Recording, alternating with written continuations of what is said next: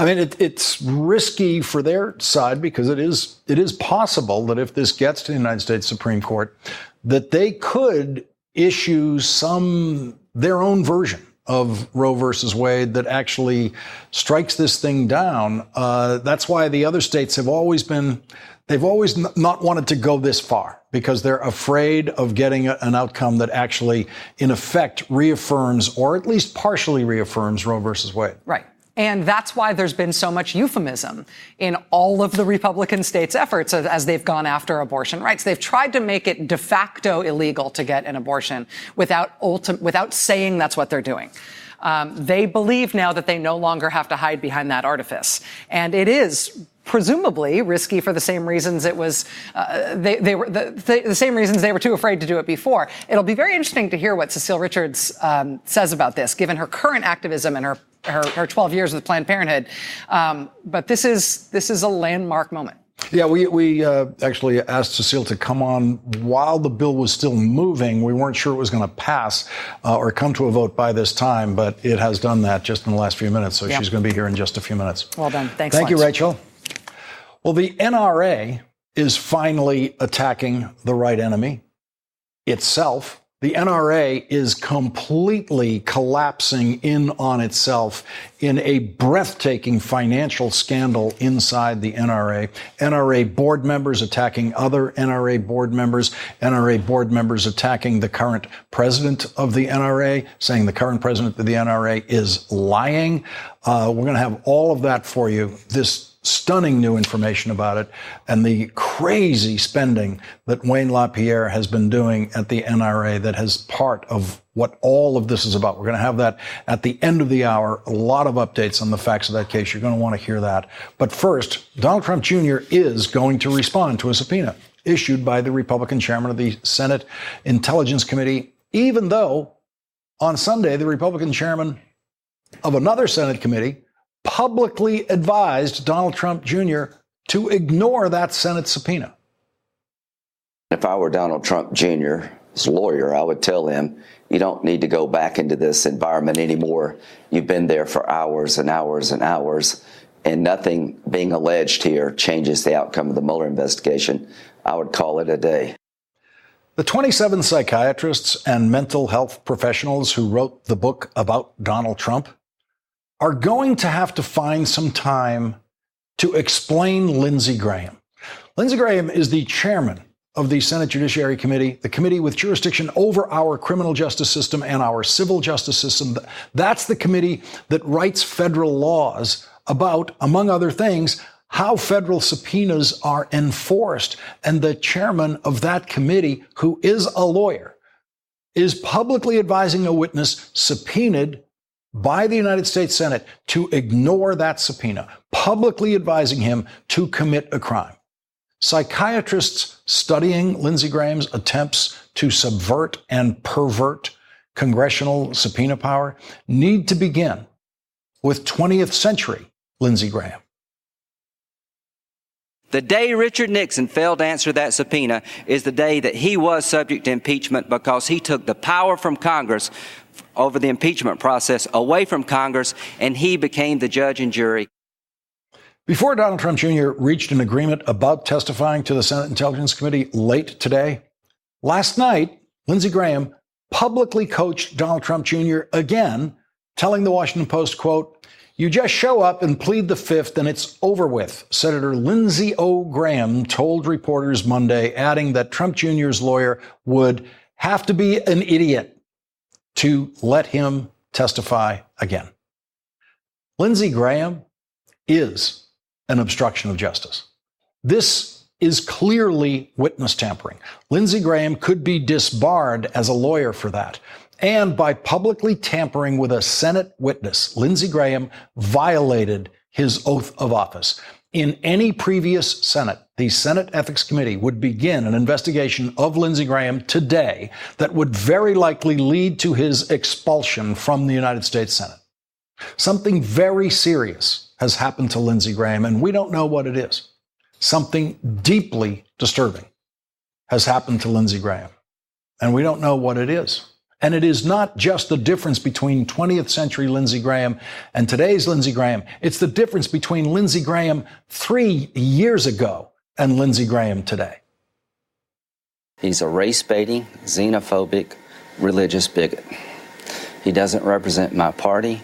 He doesn't represent the values that the men and women who wear the uniform are fighting for. I don't think he has the temperament of judgment to be commander-in-chief. I think he's a kook.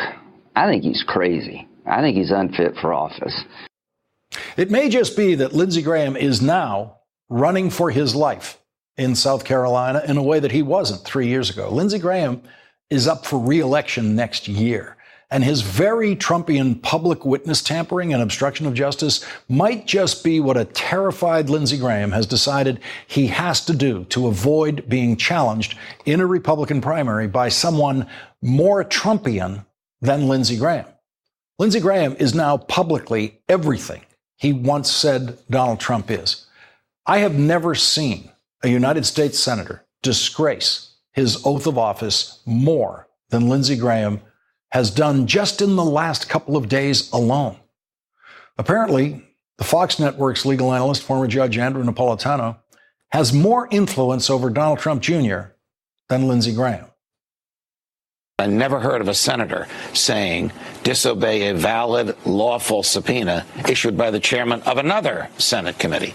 The subpoena, just like the one to Bill Barr, is presumed valid. If you can't or don't want to comply with it, you got to challenge it in court. You can't just sit on it, and you can't not show. Somebody will show up with handcuffs. No matter who you are. No matter who your father is. Donald Trump Jr. was smart enough to ignore Lindsey Graham's advice, or at least Donald Trump Jr.'s lawyers were smart enough. And so they have agreed to Donald Trump Jr. testifying once again to the Senate Intelligence Committee, but not publicly. It'll be a closed-door session in mid-June with a limited number of topics and will probably not last more than 4 hours. That is the outline of the deal Donald Trump Jr.'s lawyers reached with the Senate Intelligence Committee tonight. The New York Times is reporting tonight that the House Intelligence Committee, chaired by Adam Schiff, is investigating whether lawyers for President Trump and his family helped shape false testimony that Michael Cohen has now admitted he gave to the Intelligence Committee in 2017. In his testimony to the Oversight Committee in February, Michael Cohen said that the Trump lawyers helped edit the false testimony that he gave to Congress in 2017 about a Trump Tower project in Moscow. A May 3rd letter from Chairman Adam Schiff to the Trump family lawyers says, among other things, it appears that your clients may have reviewed, shaped, and edited the false statement that Cohen submitted to the committee, including causing the omission of material facts. In addition, certain of your clients may have engaged in discussions about potential pardons in an effort to deter one or more witnesses from cooperating with authorized investigations. Chairman Schiff is demanding documents from those lawyers in his investigation today. Chairman Schiff said this. If there were others that were participating in that act of obstruction of justice, if there were others that were knowing of that false statement, participated in the drafting of that false statement, we need to know about it. We need to expose it. And we need to deter other people from coming before our committee and lying. We're going to lead off our discussion tonight with some veterans of the Senate Judiciary Committee who I am sure have never seen anything like Chairman Lindsey Graham in that committee before. William Yeoman spent 26 years at the Justice Department and was the former chief counsel in the Senate Judiciary Committee. He's now a senior fellow at the Alliance for Justice. Also with us, Ron Klain, a former senior aide to Vice President Joe Biden and President Obama, and a former chief counsel to the Senate Judiciary Committee. And Jason Johnson is with us. He's the politics editor at TheRoot.com and a professor of politics and media at Morgan State University. He is also an MSNBC contributor. And Jason, I want to start with you because the explanation of Lindsey Graham is not necessarily based on experience working at the Senate Judiciary Committee, because none of us have ever seen anything like it. Is this just what it takes for him to get reelected on a free ride with no Republican challenger in South Carolina? Well, I think this is what it takes for him to sort of maintain his brand, Lawrence. Like, you know, he clearly made a decision about 2 years ago. I don't know if it's when John McCain passed away. I don't know if it's just what he wants to do. But Lindsey Graham has said, look, I'm going to go to the mat for President Trump in any sort of extreme way I can, whether that means defending Brett Kavanaugh with this whole sort of rally the troops speech he gave, whether it's encouraging other people to not listen to congressional subpoenas. This is what Lindsey Graham wants to do. And look, the fact is, he has a Democratic challenger. I believe it's Jamie Harrison. Lindsey Graham is not safe. But I don't think that this behavior is due to any sort of electoral fears. I think this behavior is due to the fact that he is completely submitted to the Trump aura of power. And the problem is that, it's not just historically he's going to shame himself. That's already a given. It's the fact that he also diminishes the office and makes it more difficult for Republicans who actually want to do their job in the Senate to do so when you have somebody next door trying to be a backseat driver in how we administer justice. Rod Klain, the conduct I've seen with Lindsey Graham would have gotten you dragged in front of the Senate Ethics Committee back when you were working at the Judiciary Committee. And Donald Trump Jr. was, or his lawyers anyway, were at least smart enough not to listen to Lindsey Graham. Yeah, credit Trump Jr., credit Andrew Napolitano.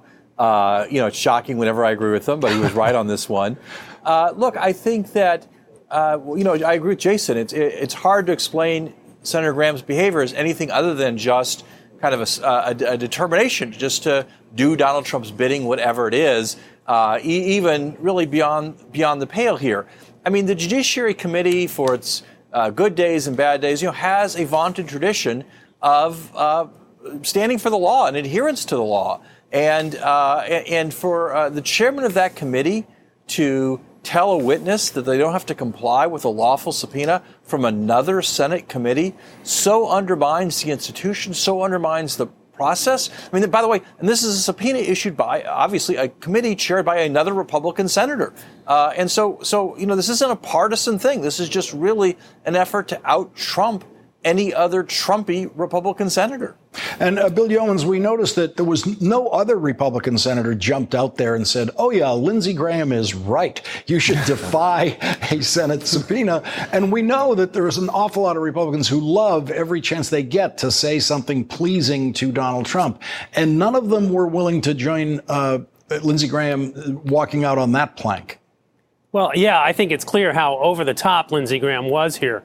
It is, as everyone has said, completely outrageous for the chair of the Senate Judiciary Committee, which oversees the justice, the law enforcement operation of the federal government, to advise someone to defy the law. I do think, though, it's worth noting that there was a tremendous Republican reaction to Richard Burr, who was willing to issue this subpoena on behalf of the Intelligence Committee. And it's my understanding that he got an enormous amount of pressure from other Republican senators who came to the defense of Donald Trump Jr. So while Lindsey Graham stands out, he is not alone. The inside the room reporting is that Mitch McConnell actually supported Chairman Burr on this, as you would expect a majority leader to do with any of his chairs issuing subpoenas. And Jason Johnson, this is all happening, we always have to remember, within a presidential campaign that is already underway. And right. So here we have one of the candidates' sons being subpoenaed and responding to that subpoena to testify to a Senate committee that could involve some jeopardy to that son.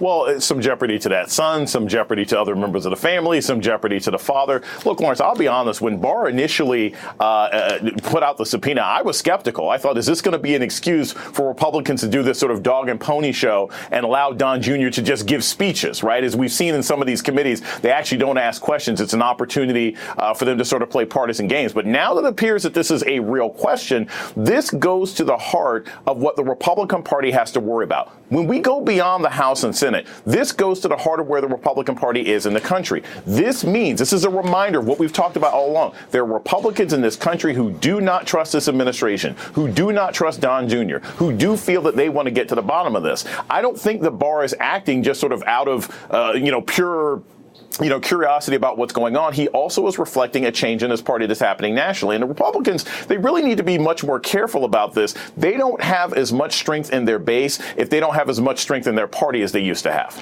Ron Klain, the House Judiciary Committee has now formally scheduled the Don McGahn hearing for a week from today, Tuesday, 10 a.m., next week, and we're not sure how long we will be in suspense about whether Don McGahn will show up, or whether he'll show up and take the Fifth Amendment, or whether he'll show up and plead executive privilege. What are the possibilities?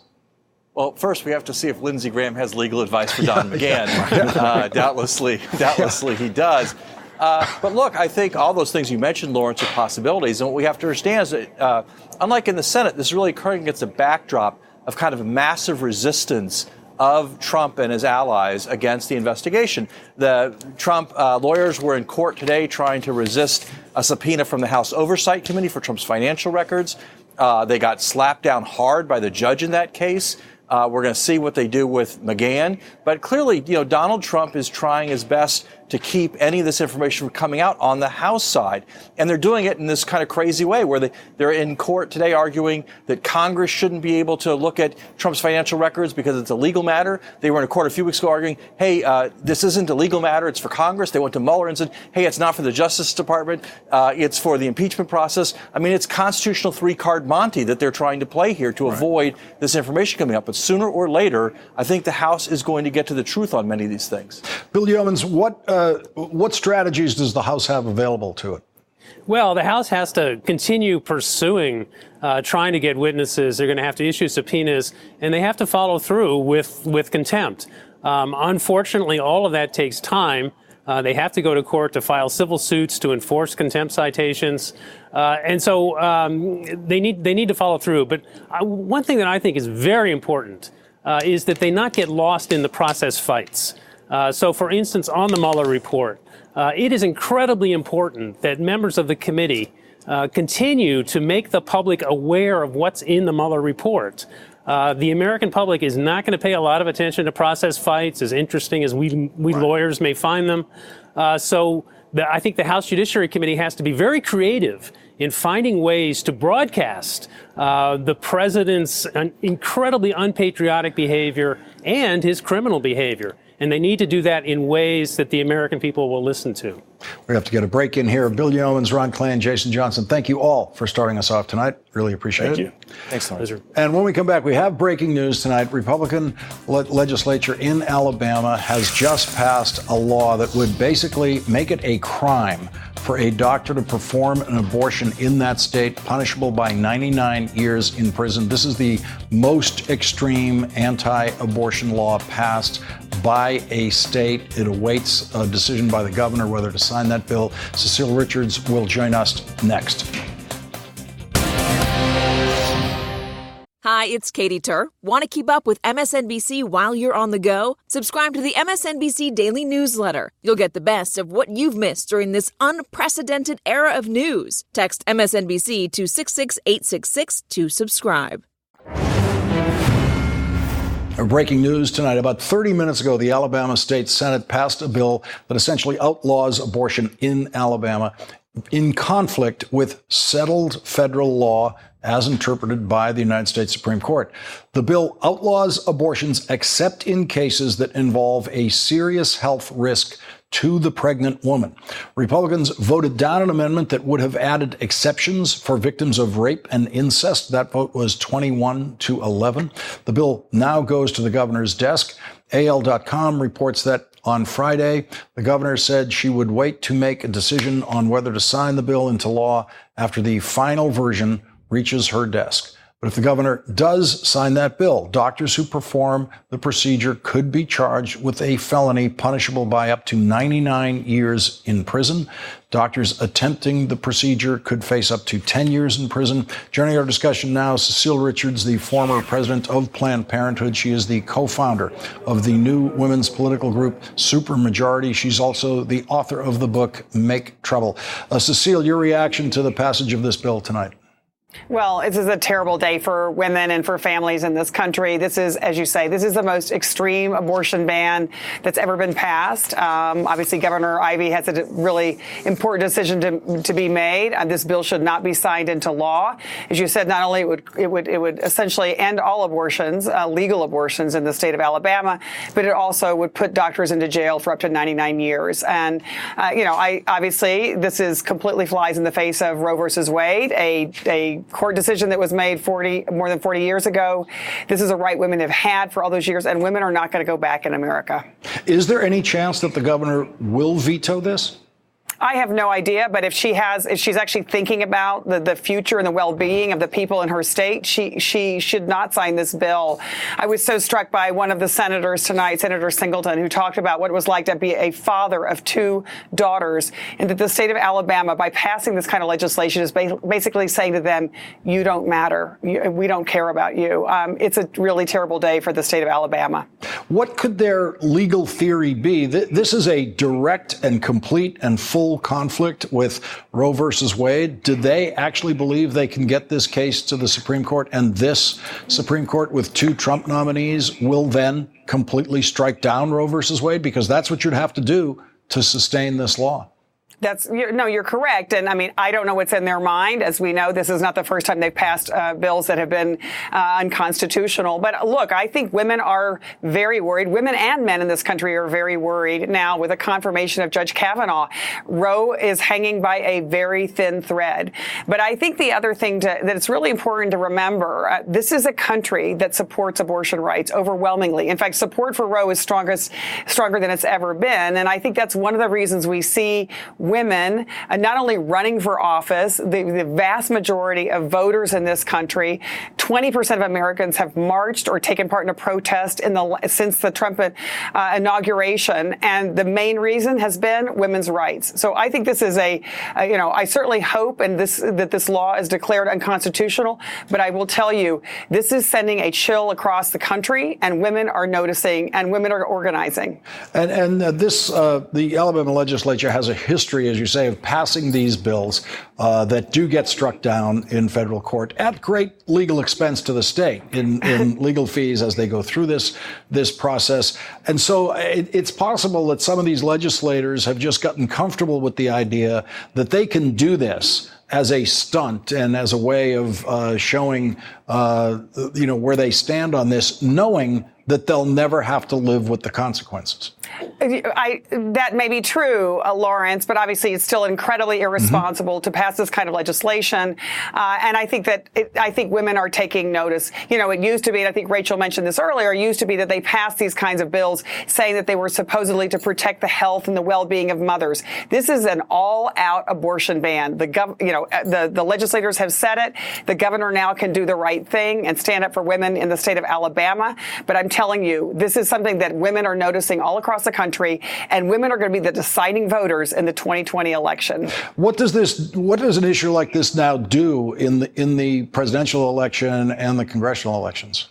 I think it's going to absolutely put the issue of safe and legal abortion on the ballot. And as it has been, but more in a theoretical sense. I think with the confirmation of Kavanaugh, the real shift in the court, obviously Justice Breyer's dissent this week, I think people are concerned that this is a court that is ready potentially to overturn precedent and a decision that was made more than 40 years ago that guaranteed the constitutional right to abortion. And one thing, Lawrence, I think is important to remember. Look, abortion existed before Roe versus Wade. It was simply unsafe, and women died routinely, healthy women, in emergency rooms across America. And I'm just telling you, women in this country are not going to go back to those days. Cecile, I think this is the first time that we have sat here as close watchers of the Supreme Court on this issue for the last 4 decades. Yep. And we really don't know how this court would rule on this. I think we don't. Obviously, a lot of us really voiced this concern in the Kavanaugh hearings and in the confirmation hearings. But listen, Donald Trump said he was only going to appoint justices who would overturn Roe versus Wade. And I think we have to start believing him and taking him at his word. And we'll see if that, in fact, is what he's done. Cecile Richards, thank you very much for joining us on this breaking news tonight. Really appreciate it. Thank you, Lawrence. Thank you. And when we come back, we have a new question that Robert Mueller will be asked when he testifies before Congress, and it comes from Vladimir Putin. You will hear what Vladimir Putin said about the Mueller investigation next. Today, once again, President Trump denounced the Mueller investigation, while in Moscow today, Vladimir Putin praised the Mueller investigation. However, exotic the work of Special Counsel Mueller was, I have to say that on the whole he had a very objective investigation, and he confirmed that there are no traces whatsoever of collusion between Russia and the incumbent administration, which we said was absolutely fake. Vladimir Putin neglected to mention that the Mueller report conclusively proves that Vladimir Putin ordered Russia's interference in our presidential election. Vladimir Putin neglected to mention that Robert Mueller indicted 13 members of the Russian military who carried out Vladimir Putin's order to attack American democracy. Tonight, the Associated Press is reporting after an FBI briefing, Florida Governor Ron DeSantis says Russian hackers gained access to voter databases in 2 Florida counties ahead of the 2016 presidential election. The governor said he signed an agreement with the FBI not to disclose the names of the counties, but elections officials in those counties are aware of the intrusions. After this break, we will consider how many ways Robert Mueller will disagree with Vladimir Putin when Robert Mueller eventually testifies to the House Judiciary Committee. What is it like for Robert Mueller sitting at home tonight watching Vladimir Putin lie about the Mueller report and Donald Trump lie about the Mueller report? And what will Robert Mueller have to say about that when he eventually does testify to the House Judiciary Committee? Joining us now, Ben Rhodes, former Deputy National Security Advisor to President Obama, and Ned Price, a former CIA analyst and a former Senior Director and spokesperson for the National Security Council in the Obama administration. Both are MSNBC contributors. Ben, I really want to get your reaction to what you heard Vladimir Putin say today about the Mueller report. Well, first of all, Lawrence, it's kind of chilling to hear the president of Russia, an adversary of the United States that we know is still currently actively aiming to undermine our democracy, echo the words of the president of the United States, using the exact same formulation that there was no collusion. And also to know that the Trump administration, whether it's President Trump or Secretary of State Pompeo, is going to do nothing to address the finding in the Mueller report that Vladimir Putin directed the systematic attack on our democracy in 2016 and is planning to do that again in 2020. This is happening right before our eyes, a foreign adversary attacking our democracy, and we have an administration that is doing nothing about that despite the very clear findings in the Mueller report. Yeah, and we know the administration is doing nothing, and we know you're not allowed to mention it to the president of the United States if you work in the Trump administration. But Mike Pompeo did mention it in Russia today when he was with the foreign minister, Sergei Lavrov. Let's listen to that. I made clear to Foreign Minister Lavrov, as we've made clear for the past months, that interference in American elections is unacceptable. If the Russians were to engage in that in 2020, it would put our relationship in an even worse place than it has been, and encourage them not to do that we would not tolerate that. Ned Price, that's what Mike Pompeo says to reporters, but Lavrov is sitting there knowing that the United States has done absolutely nothing about this.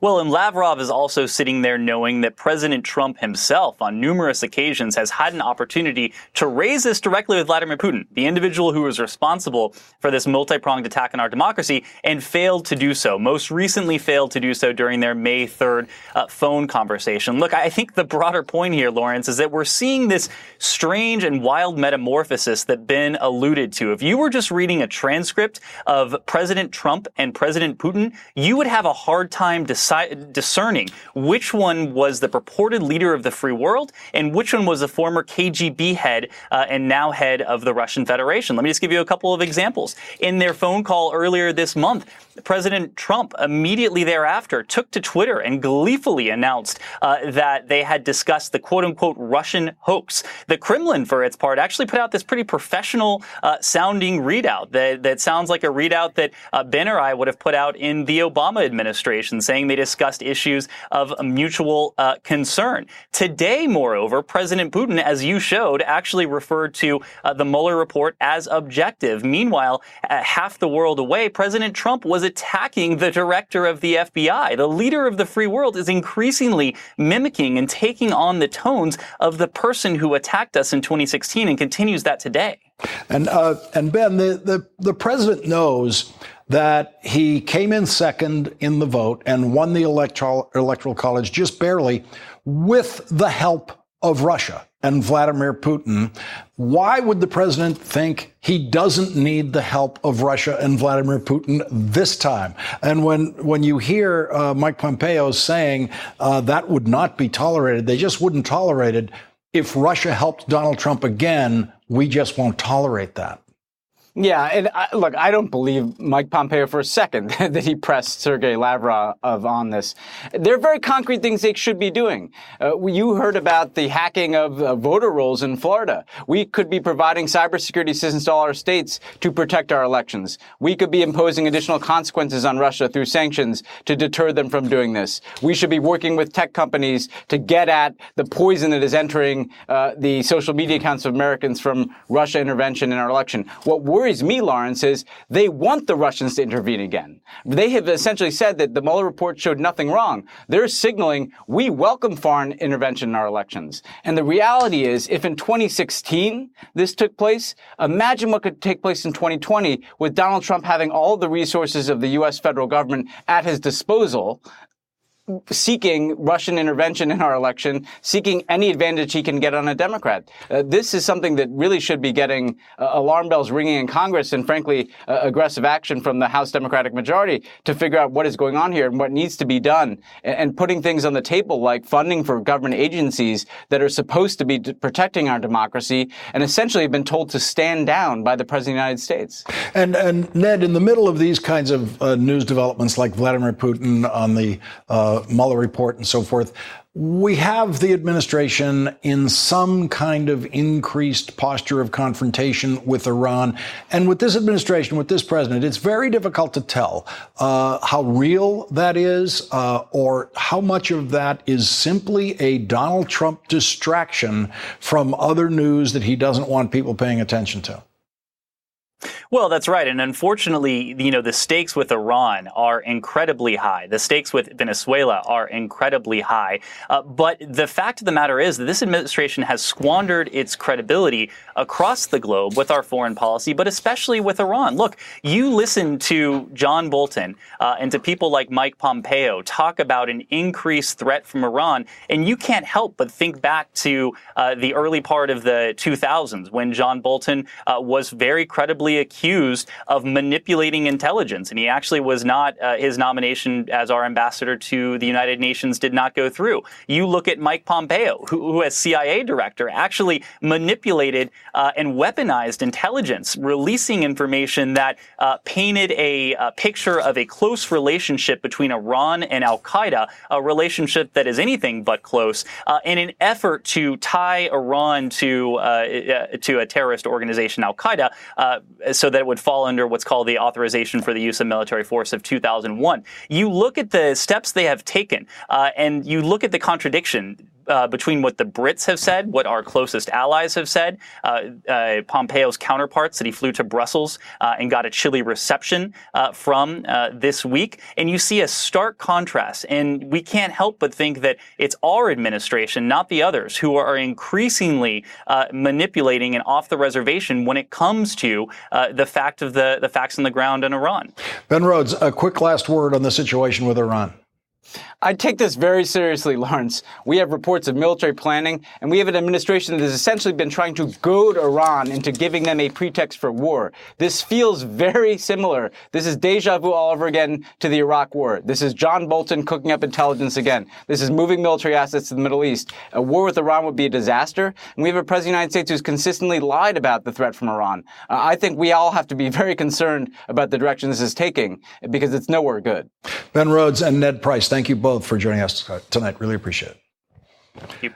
And when we come back, the NRA is finally attacking the right enemy, itself. The Daniel Patrick Moynihan Prize was established in 2008 by the American Academy of Political and Social Science to recognize public officials and scholars who make major contributions to public policy. Alice Rivlin was the perfect first recipient of the Moynihan Prize because, like Senator Moynihan, her career included a combination of scholarship and public service. Congress literally did not know what it was doing until Alice Rivlin became the first head of the newly formed Congressional Budget Office in 1975. Before that, Congress used to legislate with only the wildest of guesses about how much things cost. Alice Rivlin changed all that by issuing the official cost estimates for legislation that Congress was then required to use. Her first government position was as an assistant secretary in President Johnson's Department of Health, Education, and Welfare. She served in President Clinton's cabinet as the director of the Office of Management and Budget. She later served on the Federal Reserve. Between government positions, Alice Rivlin repeatedly returned to the Brookings Institution, where she contributed to policy papers and always instructive op-ed pieces. She once told the New York Times, "I'm a writer who sometimes serves in government rather than a government worker who sometimes writes." I saw the awe with which Senator Moynihan himself, a world-renowned scholar and former Harvard professor, always regarded Alice Rivlin when she testified to his committee or conferred with him privately in his office. That awe was shared by most members of Congress on both sides of the aisle in those days, who always wanted to know the same thing. What does Alice think? The Brookings Institution announced that Alice Rivlin passed away today. Alice Rivlin was 88 years old. The National Rifle Association has finally picked the right battle with the right enemy. That enemy, of course, is the National Rifle Association. At the center of that war within the NRA stands the NRA's chief executive, Wayne LaPierre. Now, I have to admit to being wrong about Wayne LaPierre because I've always said that he devoted his professional life to making sure that America's mass murderers are the very best equipped mass murderers in the world. But it turns out he's also devoted his professional life to wildly and probably very illegally abusing the finances of the National Rifle Association, which is to say, abusing the $35 a year that NRA members send to Wayne LaPierre for their memberships. When the Wall Street Journal first reported on the stunning level of Wayne LaPierre's personal use of NRA money, the NRA's new president, Carolyn Meadows, released a statement saying the entire board is fully aware of these issues. We have full confidence in Wayne LaPierre. That didn't sound quite right at the time, and now we know just how untrue it is, because one of the board members released a statement today calling Carolyn Meadows' statement, quote, outright lies. Allen West served one term as a Republican member of the House of Representatives and is now in his second term as an NRA board member. And today he issued a written statement saying, I have never been told, advised, informed, or consulted about any of these details mentioned in the Wall Street Journal, and who knows how much more despicable spending of members' money. Allen West added, these statements have maliciously, recklessly, and purposefully put me and uninformed board members in legal jeopardy.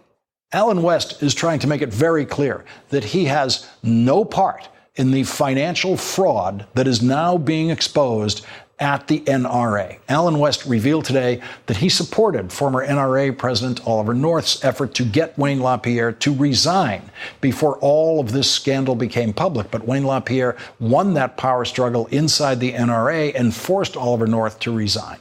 Allen West says there is a cabal of cronyism operating within the NRA, and that exists within the board of directors. This is becoming public because the NRA decided to sue the advertising agency that it had used for many years, claiming that the advertising agency's billing was inaccurate and unjustifiable. And so, as part of responding to that lawsuit, the advertising agency sent this letter to Wayne LaPierre in an attempt to clarify some of the underlying costs in the bills that the agency had sent to the NRA. The letter says, we need to address your wardrobe. You required us to provide specifically purchases at the Xenia store in Beverly Hills. And right there in the middle of the letter is the breathtaking total that Wayne LaPierre spent on clothing, which he billed to the NRA's advertising agency, which then rebilled that to the NRA so that Wayne LaPierre's clothes were actually paid for with NRA dues. $274,695.03, all from just one store in Beverly Hills. Twice, Wayne LaPierre spent $39,000 in a single day at the Xenia store. The last time Wayne LaPierre spent $39,000 in a day at the Xenia store was September 22nd, 2015. And that should have been enough clothes for the rest of his life. But a year later, he spent $4,185 at that same store. And then 5 months after that, he spent another $21,080 at the Xenia store in Beverly Hills. All of it NRA dues money. The advertising agency that paid for the purchases at the store no doubt deducted the $274,000 as a legitimate business expense, which it is not. And so the advertising agency is now in real trouble with the IRS. Wayne LaPierre is now in probably bigger trouble with the IRS because according to tax law, the hundreds of thousands of dollars in clothing that Wayne LaPierre grabbed out of that store in Beverly Hills is considered regular income to Wayne LaPierre, $274,000 of regular income. And surely Wayne LaPierre was very unlikely to declare that as income on his tax returns. So Wayne LaPierre is probably in very, very deep tax trouble now. Then comes the law firm that has represented the NRA for years. Today in the Daily Beast, Betsy Woodruff reports that the NRA has been paying an outside law firm $100,000 a day. None of the legal experts who have studied the billing can understand it. $100,000 a day, that's just off the charts, said Deborah Rode, a legal ethics expert from Stanford Law School. The law firm sells itself as a multitasking law firm and includes in its list of skills crisis management. And now the NRA's law firm's outrageous billing has delivered a new crisis to the NRA, which no one can manage. The New York State Attorney General is investigating all of this for violations of New York State's laws and regulations governing nonprofit groups like the NRA. Wayne LaPierre's lavish personal spending has not been limited to clothes. He also spent a couple $100,000 on air travel and a very peculiar expense for an apartment in Fairfax, Virginia, for a summer intern. Wayne LaPierre spent